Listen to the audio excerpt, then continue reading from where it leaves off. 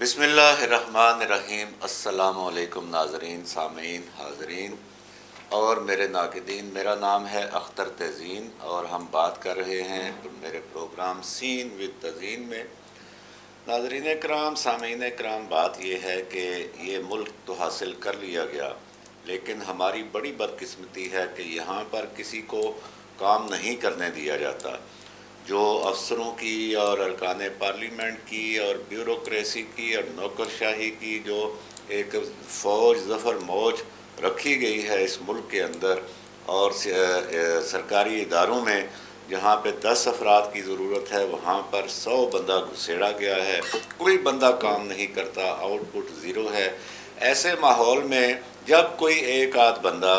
کام کرنے لگتا ہے تو یہ سب ہاتھ دھو کر اس کے پیچھے پڑ جاتے ہیں۔ یہ ہمارے ملک کا کلچر ہے۔ مثالیں میں بہت سی دے سکتا ہوں اور آپ پڑھتے بھی رہتے ہیں کہ کس طرح کسی محکمے میں جب کوئی اچھا افسر آ گیا، وہ کام کرنے لگا تو کس طرح اسے بدنام کیا گیا، کس طرح اس پر دشنام ترازی کی گئی اور اس کو پاگل ڈکلیئر کر دیا گیا۔ عدالتوں میں بھی ایسی مثالیں موجود ہیں، سرکاری دفاتر میں بھی موجود ہیں۔ اور ایسی ہی ایک مثال ہے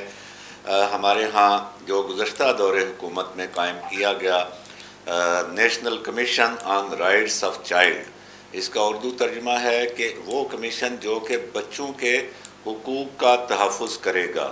اور یہاں پر یہ بات وضاحت کرنا ضروری ہے کہ ہمارے ملک میں نوجوانوں کی وزارت رہی، ہمارے ملک میں خواتین کی وزارت رہی، لیکن ہمارے ملک میں بچوں کی وزارت نہیں رکھی گئی۔ ترقی یافتہ ملکوں میں، مہذب ممالک میں پرائمری کی سطح پر، نرسری کی سطح پر ماہرین نفسیات رکھے جاتے ہیں، ہائیلی کوالیفائیڈ ٹیچر رکھے جاتے ہیں پرائمری کی سطح پر، کیونکہ بچوں کی بنیاد اچھی رکھنا مقصود ہوتی ہے۔ ہمارے ہاں پرائمری اسکولوں میں بھی نیم خواندہ سے استاد بھرتی کر لیے جاتے ہیں، ان کی بھی اکثریت سیاسی ہوتی ہے۔ بچوں کے حقوق کے حوالے سے چونکہ بچوں کو پالنا والدین نے ہے، اس لیے نہ ریاست ان کی ذمہ داری لیتی ہے اور نہ ہی حکومت ان کی کیئر کرتی ہے۔ اور سب سے بڑی بات یہ کہ بچوں نے ووٹ نہیں ڈالنا ہوتا، بچے ووٹر نہیں ہوتے، اس لیے کوئی سیاسی جماعت جو ہے وہ ان کی قدر نہیں کرتی، کوئی سیاسی جماعت ان کی طرف توجہ نہیں دیتی۔ ابھی پی ٹی آئی کے دور حکومت میں national commission on rights of child قائم کیا گیا اور اس کی سربراہ مقرر ہوئیں محترمہ افشاں تحسین باجوہ۔ افشاں تحسین باجوہ جو ہیں، ان کا وہ جنرل باجوہ وغیرہ سے کوئی تعلق نہیں ہے، وہ باجوہ ہیں لیکن ان سے کوئی تعلق نہیں ہے، اور وہ 20 سال سے زیادہ کا تجربہ رکھتی ہیں مختلف عالمی اداروں میں کام کرنے کا، انسانی حقوق کے حوالے سے، بچوں کے حوالے سے، ایجوکیشن کے حوالے سے اور ڈیولپمنٹ کے حوالے سے، اقوام متحدہ سے لے کے اس کے ذیلی محکموں تک، یونیسیف تک اور دیگر جو یورپین ادارے ہیں انسانی حقوق کے، اور یہاں تک کہ ابھی گزشتہ دنوں آسٹریلین ہائی کمشنر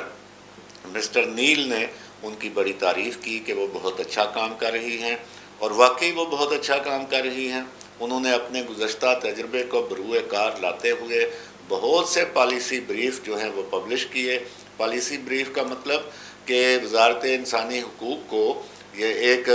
تجاویز دیں کہ وہ بچوں سے متعلق پالیسی جو ہے ان میں کن نکات کو زیر غور لا سکتے ہیں۔ یہ بہت بڑی سپورٹ ہوتی ہے۔ اچھا، افشاں تحسین باجوہ صاحبہ کام کر رہی ہیں بہت مختصر ایک ٹیم کے ساتھ۔ پی ٹی آئی کے پورے دور حکومت میں ان کو تنخواہ نہیں ادا کی گئی، ان کے پورے سٹاف کو، اور وہ اپنے طور پر اپنی ذاتی گاڑی آج بھی استعمال کر رہی ہیں۔ اور جو پی ٹی آئی کے دور حکومت میں وزیر انسانی حقوق تھیں شیریں مزاری صاحبہ، وہ ان کے اوپر حاوی ہوئی رہتی تھیں، اور چونکہ افشاں تحسین کا کام زیادہ تھا اور چونکہ بہت سے اس وقت کے جو سیکٹری تھے انسانی حقوق منسٹری کے اور دیگر اداروں کے متعلقہ جو سیکٹری تھے، وہ ان کی تعریف کرتے تھے، ان کا کام تعریف کے قابل تھا اس لیے تعریف کرتے تھے، تو شیریں مزاری جو ہیں وہ ان سے بہت جلتی تھیں۔ ہم اپنے اخبار میں بھی اس حوالے سے رپورٹس شائع کر چکے ہیں اور اس پر بات بھی کر چکے ہیں۔ شیریں مزاری نے 2 سال اس کمیشن کے ملازمین کو تنخواہیں جاری نہیں ہونے دی۔ جب پی ٹی آئی کی حکومت رجیم چینج ہوئی، یہ حکومت آئی شہباز شریف صاحب کی، تو ریاض حسین پیرزادہ صاحب وزیر انسانی حقوق بنے اور پھر ان کی تنخواہ جاری ہوئی، لیکن ابھی بھی ان کا بجٹ جو ہے، ابھی ایک مہینہ پہلے ملک کی معاشی مشکلات کی وجہ سے وزیر خزانہ اسحاق ڈار نے ان کے بجٹ کے اوپر 50% سے زیادہ کٹوتی لگا دی، اس کے باوجود یہ کام کر رہی ہیں۔ لیکن شیری مزاری ہٹی، ان کی حکومت ہٹی، تو جویری آغا آ گئی۔ جویری آغا جو کہ سیکٹری مقرر رہی ہیں وزارت انسانی حقوق کی، ان کے اوپر بہت سی بات ہوتی ہے، وہ بڑی سوشل ہیں، وہ بڑے اپنے تعلقات رکھتی ہیں، اور وہ بڑا جو ہے وہ ان کا ایک گرفت ہے فیصلہ سازوں کے اوپر۔ اس کی تفصیل میں ہم جانا نہیں چاہتے، وہ جو مرضی کریں وہ ان کا کردار ہے، لیکن جو دوسری کوئی خاتون کام کر رہی ہیں ان کے راہ میں روڑے اٹکانا جو ہے یہ بالکل ایک نامناسب بات ہے۔ جویری آغا چونکہ سیکٹری سے ریٹائر ہو گئیں، اب ان کے پاس کرنے کا کام نہیں تھا، انہوں نے ساتھ ملایا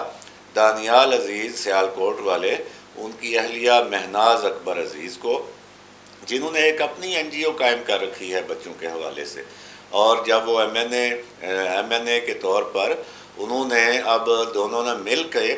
پارلیمنٹ میں ایک کاکس بنایا ہے جو کہ بچوں سے متعلقہ بچوں کا کاکس بنایا ہے، اور یہ ان کی اسی موو کا حصہ ہے، یہ اسی سلسلے کی کڑی ہے جو وہ national commission on rights of child پر قبضے کے لیے کر رہی ہیں کافی عرصے سے، اور اس مقصد کے لیے وہ محترمہ افشاں تحسین باجوہ کو مختلف فورمز پر ان کے خلاف شکایتیں کرنا، ان کے خلاف چٹھی بازی کرنا، ان کے اوپر الزام تراشی کرنا، یہ ان دونوں خواتین کا معمول ہے۔